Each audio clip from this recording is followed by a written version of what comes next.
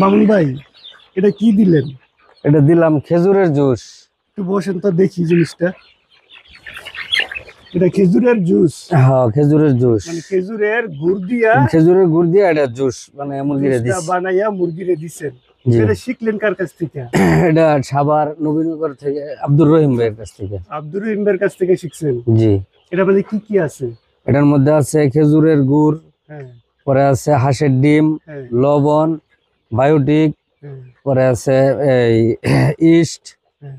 পরে আছে আরো ওই এইগুলা দিয়া মিক্স করিয়া ডামের ভিতরে 24 ঘন্টা বন্ধ করে রাখা পরে দিছি।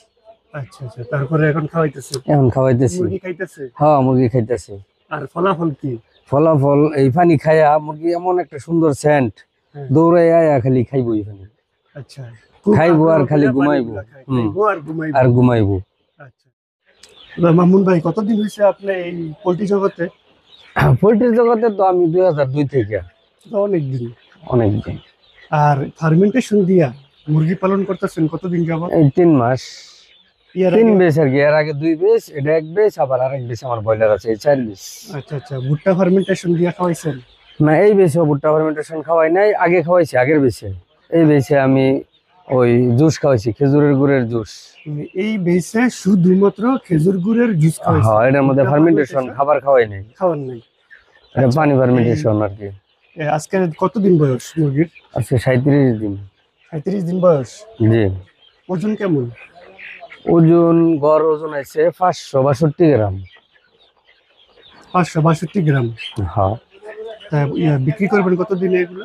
বিক্রি তো ওই 40 থেকে 45 দিনের মধ্যে বিক্রি হয়ে যাবো। 45 দিনে আশা করতেছেন এই মুরগিগুলো আপনি বিক্রি করতে পারবেন? হ্যাঁ, বিক্রি করতে পারব। কেমন লাভের আশা করতেছেন? আশা করা যায় বর্তমান যে বাজার যে অবস্থা, 1.5 থেকে 2 লাখ টাকা লাভের আশা করা যায়। 1.5 থেকে 2 লাখ? জি। মুরগি কতগুলো? মুরগি আছে 3000। 3000 মুরগি? 3000। আব্দুল্লাল মামুন ভাই, ফার্মেন্টেশন খাওয়ানোর কারণে কোনো সমস্যা হয়েছে মুরগির? না, কোনো সমস্যা হয় নাই। আর এই আজকে তো 37 দিন, হ্যাঁ, এই 37 দিনে মুরগির কি কি রোগ হয়েছে? 37 দিনের মধ্যে কোনো রোগ হয় নাই, ওই একটু পাতলা পায়খানা হয়েছিল। পরে রহিম ভাইরে ফোন দিছিলাম, ওষুধ দিছে, এটা খাওয়ানোর পরে এখন ঠিক হয়ে গেছে। রহিম ভাই, আমার কিন্তু একটা কৌতূহল আছে। আপনি বলতেছেন 3-4 বেচ ধরে মুরগি পালন করতেছেন ফার্মেন্টেশন দিয়া। তো ফার্মেন্টেশন দিয়ে তো অনেকেই মুরগি পালন করছে, সবাই তো রেজাল্ট পায় নাই। তো যারা রেজাল্ট পায় নাই তাদের ব্যাপারে আপনি কি বলবেন? আব্দুর রহিম ভাই যেভাবে মুরগি ফালতে বলছে, যে সাজেশনে, ওইভাবে যদি সব খামারিরা তার নিয়ম কারণ মান্য মুরগি ফালে, তাহলে অবশ্যই লাভবান হবে। আর অনেক খামারিরা তো মুরগি পালন করতে জানে না, ওদের ব্যাপারে কি বলবেন? ওরা তো ওই আব্দুর রহিম ভাইয়ের সাজেশন মান্য মুরগি পালে নাই, তারা তাদের সাজেশনে আগের মতোই ওরা মুরগি পালছে। যদি রহিম ভাইয়ের কথা আমার সাজেশনে যদি মুরগি পালন করতো, তাহলে ওরা অবশ্যই রেজাল্ট পাইতো, লাভবান হইতে পারতো। আজকে আমি এসেছি রাগামারা গ্রামে, যেটি ময়মনসিংহের ত্রিশালে।